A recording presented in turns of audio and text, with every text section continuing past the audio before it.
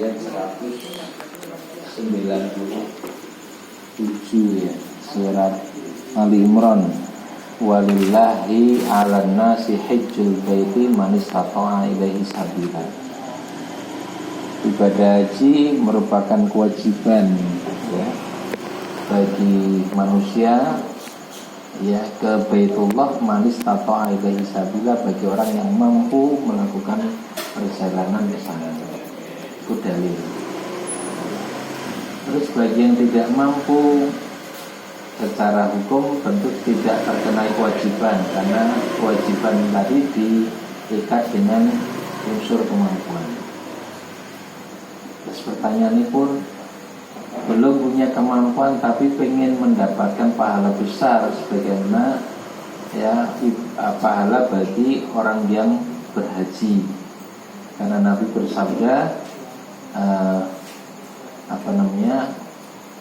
Al-hajjul mabrur laisa jazaa'un ilal jannah. Haji yang mabrur tidak ada balasannya kecuali surga. Nah, tentu kesempatan mendapatkan pahala besar ini terbuka bagi siapapun. Dalam agama ini Allah memberi peluang baik yang kaya maupun yang miskin, baik yang mampu maupun tidak mampu, baik orang yang longgar waktunya maupun sempit waktunya. Nah, pertanyaan panjenengan kan mirip dengan beberapa sahabat yang mereka memiliki keterbatasan harta. Dulu pernah kita pelajari hadisnya. Datang pada Nabi terus wadul mengadukan, ya Rasul, orang-orang kaya telah memborong pahala. Ya. Sedangkan kami tidak berkemampuan untuk melakukan hal yang sama. Maksudnya apa? Ya mereka sholat seperti kami sholat, mereka puasa ya sumuna kama nasumu, sebagaimana kami puasa. Tetapi ada satu poin yang mereka bisa lakukan, kami nggak bisa. Wa yatasaddaquna bi fuduli amwalihim. Mereka bisa bersedekah dengan kelebihan hartanya. Nah, kami nggak punya. Kalau begitu pasti kami kalah terus. Pahala diborong orang-orang kaya gitu ya. Nah, Nabi kemudian memberikan jawaban sebagai alternatif amal yang nilainya bisa menyamai orang-orang yang bersedekah. Ya. Lalu Nabi mengatakan, bukankah Allah sudah memberi jalan kepada kalian untuk bersedekah juga?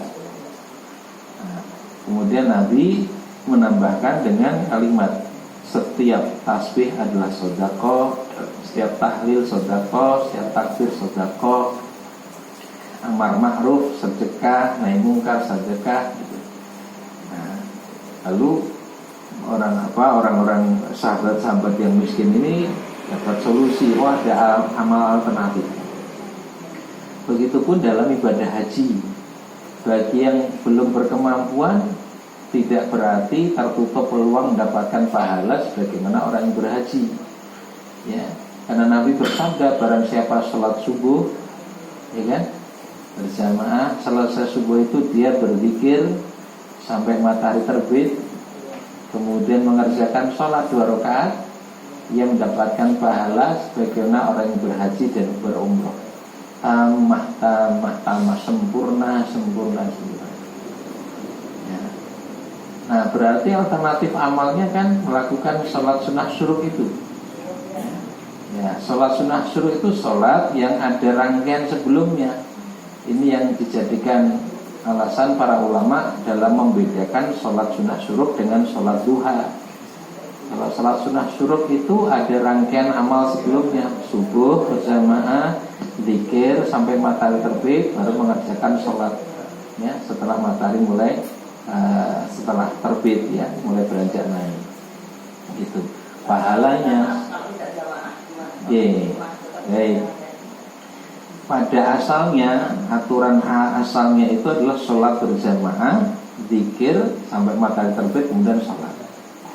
Problem fikihnya kemudian berkaitan dengan wanita, karena ada persoalan fikih dalam masalah wanita ini. Ya, di antara pendapat fikih terutama dalam mazhab Syafi'iyah wanita lebih baik sholat di rumah, gitu kan. Nah, sehingga kalau di rumah dia tidak berjamaah, bahkan boleh juga melakukan hal yang sama dan dapat pahala juga sebagaimana dijanjikan. Gitu. Kalau dalam mazhab Syafi'iyah diberi penjelasan ya sama wanita yang sholat di rumah itu punya nilai pahala persis bagaimana laki-laki yang mengerjakan sholat berjamaah di masjid, ya, karena keutamaannya yang lebih besar dikerjakan oleh wanita dengan sholat di rumah, ya, walaupun dalam mazhab yang lain kita sudah pernah sampaikan, ya,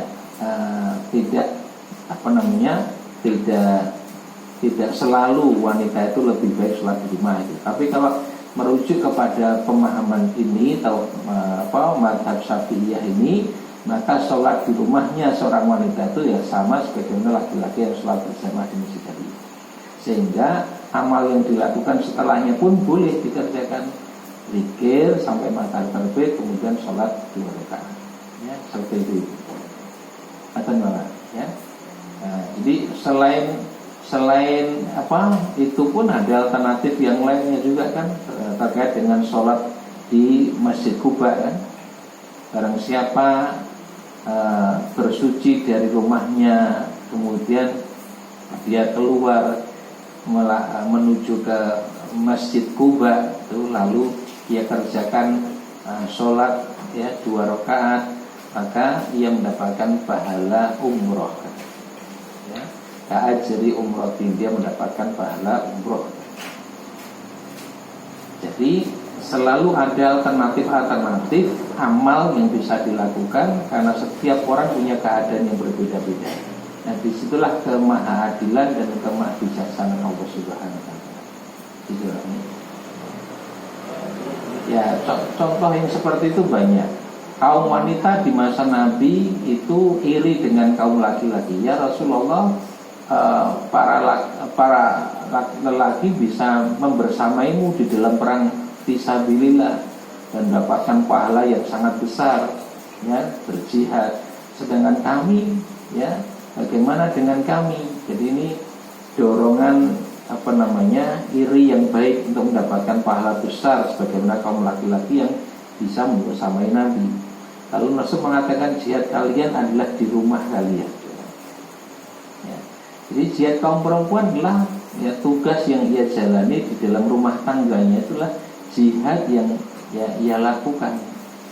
Nah, jadi selalu ada alternatif amal ya sesuai dengan keadaan masing-masing ya, seperti itu. Kita dapat ya, Allah a'lam. Iya, silakan. Ya.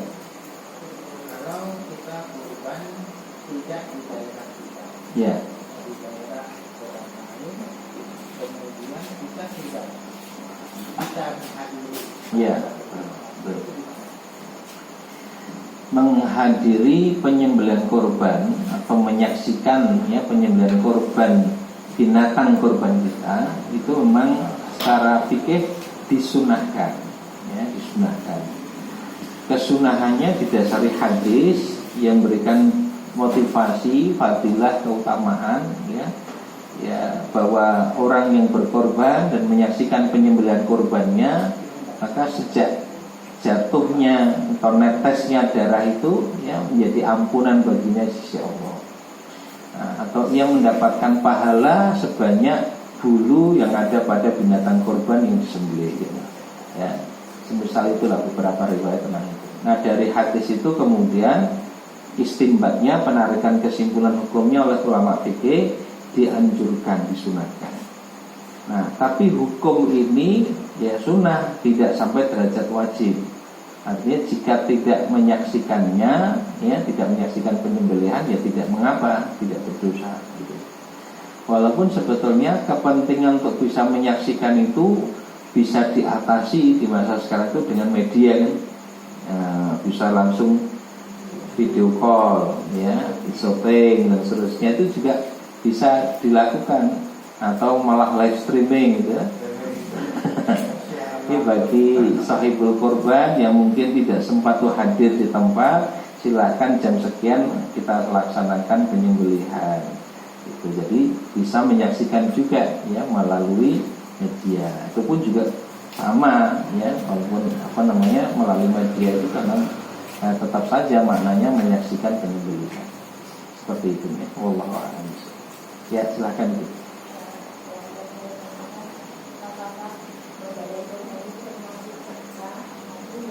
Apakah nama Bu? Bayar korban. Maksudnya berkorban nggak Bu?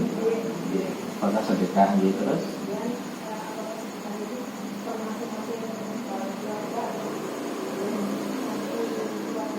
Baik. Pertama, dan secara umum semua bentuk kebaikan itu punya nilai sedekah. Dalilnya hadis Nabi, kullu ma'rufin shadaqah. Setiap kebaikan itu bernilai sedekah. Ya, apa saja itu punya nilai sedekah. Ya. Nah, tetapi pertanyaan apakah korban itu masuk sedekah atau tidak, kalau merujuk dari jelas masuk sedekah. Tapi dalam problem fikih itu memang muncul penjelasan secara khusus berkorban atau menyembelih korban itu masuk sedekah atau tidak. Ini berkaitan dengan kemarin sempat ditanyakan, berkorban atas nama orang yang sudah meninggal dunia. Ya, pertanyaan itu, jadi sebagian ulama membolehkan secara mutlak, ya, mutlak tanpa syarat. Kebolehan berkorban atas nama orang sudah meninggal dunia dengan anggapan bahwa berkorban itu sama dengan bersedekah. Sedangkan bersedekah atas nama orang tua yang sudah meninggal dunia itu jelas kebolehannya di dalam hadis sahih, ya, tanpa syarat harus yang di atas namakan itu bernazar atau berwasiat gitu. Nah, merujuk kepada anggapan ini kemudian ada pendapat ulama yang membolehkannya secara mutlak. Ya. Tapi jumhur ulama, mayoritas ulama, termasuk Imam Nawawi atau dalam mazhab Syafi'iyah itu tidak membolehkan kecuali dengan syarat ada nazar atau wasiat atau melanjutkan niat yang belum terlaksana baru boleh. Ya, kata itu. Ini tentang pertanyaan korban apakah termasuk sedekah. Terus kemudian yang kedua apa tadi ya? Sedekah apa? Oh, atas nama. Yeah. Saat berkorban apakah atas nama pribadi atau atas nama keluarga? Kalau merujuk pada praktek korbannya Nabi pernah berkorban mengatasnamakan diri beliau dan keluarganya. Ya, hadza min Muhammad wa ali Muhammad bismillahi wallahu akbar. Jadi beliau sebelum menyembelih itu mengatakan ini korbannya Muhammad dan keluarga Muhammad. Kemudian beliau menyembelih bismillahi wallahu akbar. Gitu. Nah, sehingga mengatasnamakan keluarga itu boleh. Ya. Jadi keluarga dari sahibul korban, ya. Jadi bukan keluarga orang yang tidak berkorban, ya. Keluarga dari sahibul korban itu. Atas nama pribadi juga boleh, atas nama satu keluarga juga diperkenankan sesuai dengan amal yang dilakukan oleh Nabi Shallallahu Alaihi Wasallam. Nah, adapun ketika Nabi berkorban lalu menyebut umat beliau, kan beliau menyembelih 2 ekor kambing. Ketika ekor kambing beliau mengatakan hadza min Muhammad wa ali Muhammad, ini korbannya Muhammad dan keluarga Muhammad. Bismillahirrahmanirrahim. Terus kemudian beliau menyembelih satu lagi. Ini korban untuk umat Muhammad. Nah, di sini ada problem fikih. Kalau begitu atas nama umat Muhammad kan akeh banget. Ya. Tidak terbatas jumlahnya, satu dari jumlah. 2, umat Muhammad itu baik yang masih hidup maupun yang sudah mati. Nah, ini yang juga dijadikan dalil bagi mereka yang berpendapat boleh atas nama meninggal dunia. Sedangkan para ulama mengatakan ya tidak boleh mengatasnamakan untuk yang sudah meninggal dunia kecuali dengan syarat-syarat tadi. Nah, hadis Nabi ini dimaknai sebagai litarbiyah. Sebagai litarbiyah itu untuk mendidik, ya. Jadi ketika Nabi menyebut umatnya, ini satu cara Nabi mendidik umatnya agar termotivasi untuk berkorban. Ya, itu satu. Yang kedua, ini merupakan bentuk kasih sayang Nabi kepada umatnya, ya, sehingga Nabi seolah-olah mewakili umatnya yang tidak mampu untuk berkorban. Lalu beliau menyebut nama umatnya sebagai bentuk cinta kasih sayang beliau kepada umat. Jadi pemahaman para ulama yang mengatakan tidak bisa dimutlakan boleh begitu saja. Tidak bisa dimutlakan itu karena ada beberapa problem fikih. Ya, satu problem fikih itu berkenaan dengan berkenaan dengan keabsahan amal dengan adanya niat. Innamal a'malu binniyat itu. Sesungguhnya amal-amal itu hanya sah dengan adanya niat. Kalau seseorang berkorban atas nama sudah meninggal dunia, padahal meninggal tak pernah punya niat, apakah kemudian bisa sah amalnya? Ya, tentu sesuai hadis nomor 1 innamal a'malu binniyat, ya nggak sah karena nggak ada niat ini. Ya, beda dengan orang yang bernazar atau berwasiat, memang ada niatnya di situ. Ya, maka menjadi sah. Nah, itu yang menjadi alasan pendapat mengatakan tidak bisa dimutlakan boleh begitu saja karena tidak ada niat, bagaimana bisa mensahkannya. Nah, sehingga perkataan Nabi tadi dimaknai sebagai tarbiyah untuk mendidik umatnya atau wujud dari kasih sayang beliau kepada umatnya saja. Wallahu a'lam. Kasih mana? Iya silakan ini.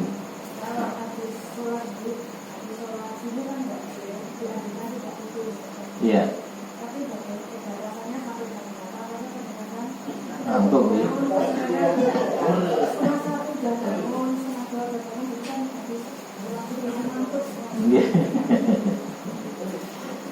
G1 larangan tidur setelah subuh ya itu memang ada tapi tidak sampai kepada hukum haram, makruh itu ya, makruh.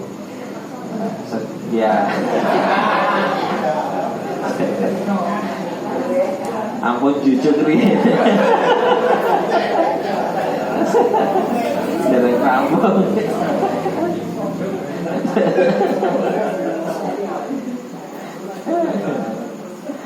Ya dihukum makruh. Makruh itu artinya tidak disukai atau dibenci. Nah, apa-apa yang secara syariat itu dilarang, apakah larangannya haram atau makruh, pasti di situ ada madorot tadi. Nah, ada beberapa pihak dan saya pernah dengar langsung dokter itu menyatakan kalau memang biasa tidur setelah subuh dan tidur setelah asar itu nanti mempengaruhi kesehatan, bisa mengalami potensi kepikunannya sangat besar. Ya.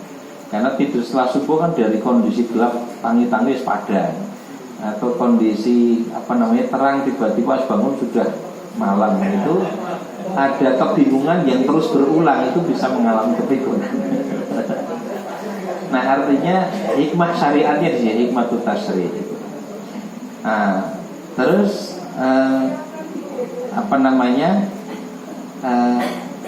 dalil atau hukum yang secara umum seperti ini ya selalu saja dalam syariat Islam itu ada pengecualian kalau memang ya itu di luar kemampuan manusia, seperti ngantuk tenanan ya tidak bisa juga ditahan ya. Jadi itu sudah la yukallifullahu nafsan illa wus'aha, betul-betul tidak kuat, atau kalau kemudian dipaksakan bisa madorot, bisa menimbulkan bahaya, ya maka justru wajib untuk tidur.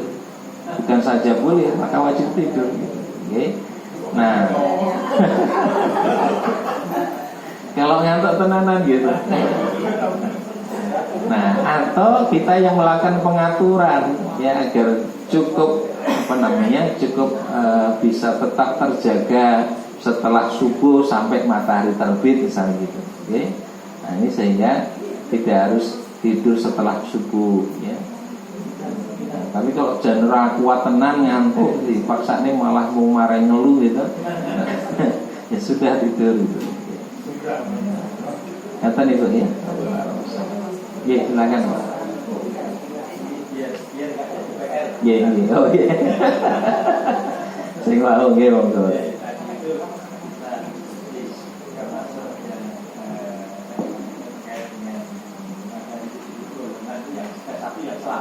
Di antaranya LDR harus tinggal bersama. Iya. Nah, itu tinggal bersama seperti apa? Itu yang kemudian yang bisa menyelamatkan dari yang Iya. Sataftariku ummati, ya tadi. Umatku akan terpecah menjadi 73 golongan ya. 72 golongan masuk neraka dan 1 golongan masuk surga. Ada beberapa redaksi atau lafal hadis, satu riwayat menyebutkan al-jamaah ya. Riwayat yang lain mengatakan firqatun najiyah, kelompok yang selamat ya. Di lafal yang lain mengatakan ahlus sunnah wal jamaah. Lalu apa makna ahlus sunnah wal jamaah? Ahlus sunnah itu orang yang menetapi sunnah, al jamaah senantiasa dalam jamaah kaum muslimin. Tapi al jamaah dimaknai pada satu riwayat Nabi mengatakan ma ana alaihi wa ashabi. Ma ana alaihi wa ashabi. Apa-apa yang aku dan para sahabatku ada di atasnya. Artinya jalan hidup yang ditempuh Rasul dan para sahabat itulah al jamaah. Lalu ada sahabat Ibnu Mas'ud mengatakan walau kana wahidan, meskipun dia sendirian maka tetap disebut jamaah ya. Jadi meskipun sendirian tetapi dia menepi jalan hidupnya Nabi dan para sahabat, meski sendirian dia disebut al-jamaah. Nah sehingga al-jamaah atau al-sunnah al-jamaah atau firqatun najiyah itu ungkapan untuk menunjukkan sifat ya, bukan nama gitu. Jadi satu kelompok yang namanya Ahlussunnah wal Jamaah belum tentu juga Ahlussunnah wal Jamaah ya. Karena yang pokok sifatnya apa, namanya bisa bermacam-macam.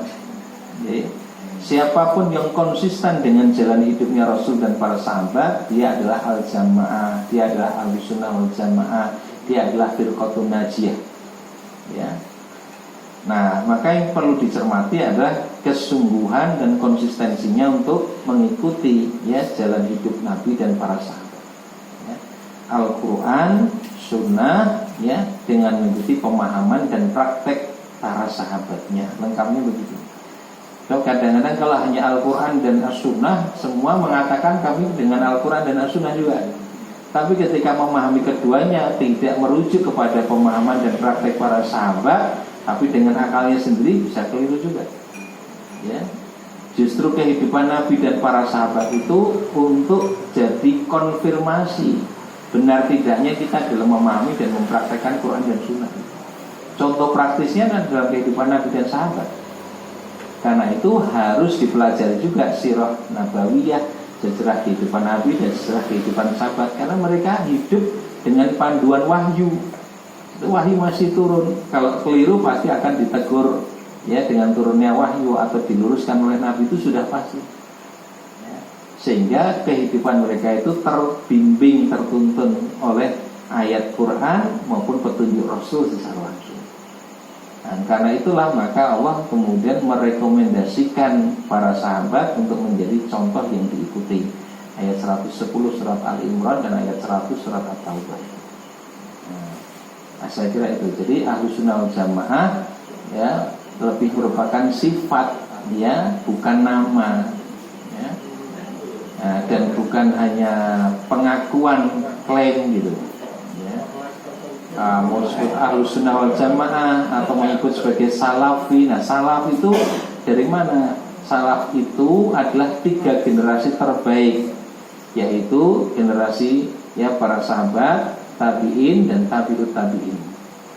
Ini yang disebut dengan salaf. Salaf itu artinya kuno, terdahulu, itu umat pada masa lalu. Rujukannya 3 generasi ya pertama ini. Ya, generasi sahabat masih bersama dengan Rasul, generasi tabi'in, kemudian generasi tabi'ut tabi'in. Ya, 3 abad pertama ini. Nah, dari mana pemaknaan ini? Dari hadis Nabi. Rasul bersabda, khairul quruni qarni tsummal ladzina yalunahum tsummal ladzina yalunahum.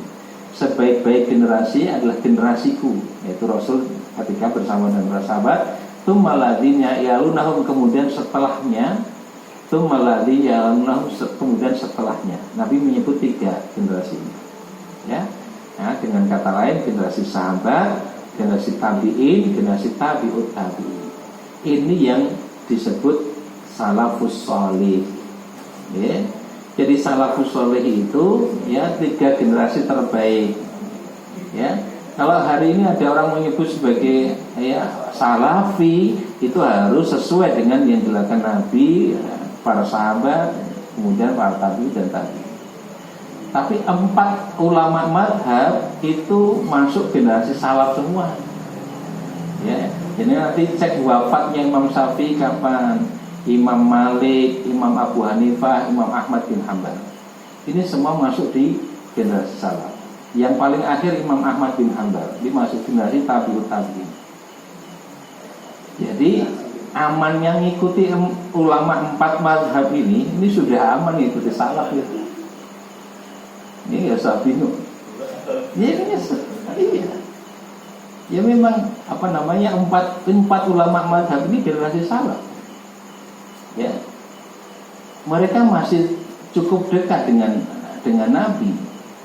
Sanad ketersambungan ilmunya itu masih dekat, ya, dan masih terjaga di dalam kesungguhannya berislam. Yeah. Untuk mendekati itu kita harus pilih yang mana kalau memilih ke itu condong ke situ, sementara yang kita anut sekarang kan ada NU dan Wahabi yang sekarang kita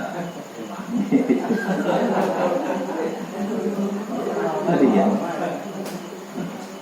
kelompok yang selamat ya itu kan siapa yang mengikuti Quran, sunnah Nabi dengan pemahaman ya para sahabat dan praktek para sahabat gitu. Ya, artinya apapun nama kelompoknya, nah yang harus kita cermati, mau kelompok apapun yang harus kita cermati kesungguhan dan konsistensinya di dalam merujuk kepada Al-Quran, hadis Nabi, dan generasi terbaik umat ini. Nah ini nggak ada jalan lain kecuali memang harus belajar. Ya. Atau kalau para ulama mengatakan madhabnya orang awam itu adalah ulama yang dia percaya gitu. Cuman ini pun bukan kemudian sudah merasa aman terus puas dengan itu. Upaya belajar harus terus dilakukan. Pada dasarnya tidak ada kewajiban bermadhab, ya. Tidak ada kewajiban bermadhab. Kewajibannya mengikuti Al-Quran dan Sunnah Rasul kan tuh, ya. Cuman kemudian Sunnah dan Rasul itu dulu pernah kita sampaikan, ada bagian dari Quran itu yang hanya bisa dipahami para ulama, orang yang mendalam ilmunya, ar-rasikhuna fil ilmi. Walaupun tidak mengambil bagian yang banyak atau terbanyak, tidak. Bagian terbanyak justru yang bisa dipahami oleh siapapun. Nah, tetapi ada bagian yang hanya ulama yang bisa memahaminya. Nah, disitulah kemudian para ulama punya tugas untuk menyampaikan dan mengajarkan ilmu kepada masyarakat luas. Lalu di antara ulama yang mengajarkan ilmu itu ada yang banyak pengikutnya, ada yang sedikit. Di antara ulama yang paling banyak pengikutnya itu 4 ulama ini, Imam Abu Hanifah, Imam Malik, Imam Syafi'i, Imam Ahmad bin Hanbal. Ini terbanyak pengikutnya dan yang terbanyak dalam mendokumentasikan fatwa-fatwa ulamanya. Nah, sehingga menjadi paling menonjol dari madhab-madhab yang lain. Ini bukan berarti hanya 4 ini madhabnya.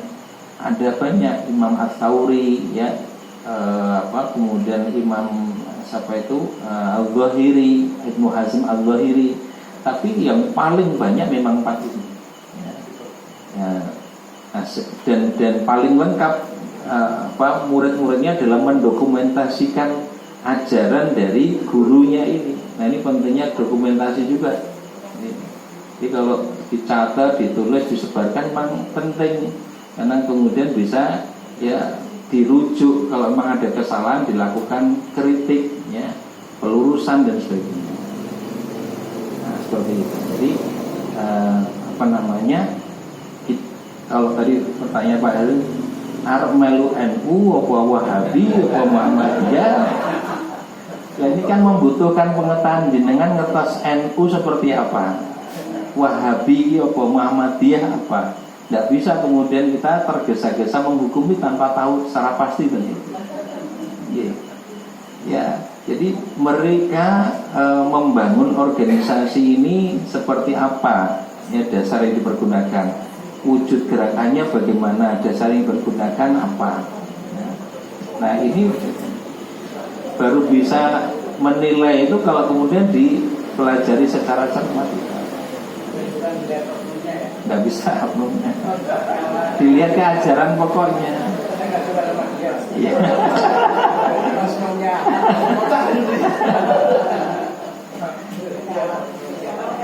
Ya, silakan. Iya, monggo. Pertanyaan singkat dan sederhana. Iya. Tapi jawabannya bisa tambahan. Iya. Sebenarnya apa dikatakan haji yang mabrur? Ya, haji yang mabrur. Mabrur ya, itu satu akar kata dengan albir. Dulu kita pernah bahas itu ayat 177 surat Al-Baqarah. Laisal birra an tuwallu wujuhakum. Orang yang punya sifat albir itu disebut mabrur. Sedangkan albir di ayat 177 ini panjang ayatnya, tapi ringkasnya mencakup iman, Islam, ihsan. Ya. Jadi ini yang kemudian oleh Ustadz Yunari Ilyas itu diungkap sebagai perpaduan antara iman, Islam, ihsan. Itulah albir. Nah, seseorang yang memadukan antara iman, Islam, dan ihsan adalah mabrur. Hatinya benar-benar ya meyakini, lisannya ya mengungkapkan apa yang dia yakini, amalnya merupakan wujud ya dari apa yang dia yakini dan dia ucapkan itu. Nah, lahiriahnya dia taat, patuh, tunduk pada perintah Allah. Kemudian ada ihsan, amal kebaikan dalam dimensi sosial yang nyata. Jadi wujud dari ibadah hajinya, wujud dari sholatnya, wujud dari syahadatnya adalah kebaikan-kebaikan sosial, kepedulian dia dalam ya berkontribusi, memberi, membantu, menolong ya orang lain yang membutuhkan. Nah, ini kalau merujuk di ayat 177, itulah sifat yang mesti dimiliki oleh orang yang mabrur, orang yang punya sifat albir tadi ya. Nah, kalau ringkasnya begitu orang itu berhaji mestinya tambah tekun ibadahnya, tambah sungguh-sungguh ya amal solehnya, tambah peduli untuk membantu orang lain, tambah terjaga di dalam berbicara. Kira-kira seperti itu kalau ringkasnya. Wallahu a'lam bishawab. Iya. Iya. Kalau empat orang lain kan, Anda berarti tidak mabrur. Iya. Iya itu. Jadi mabrur. Silakan Ibu.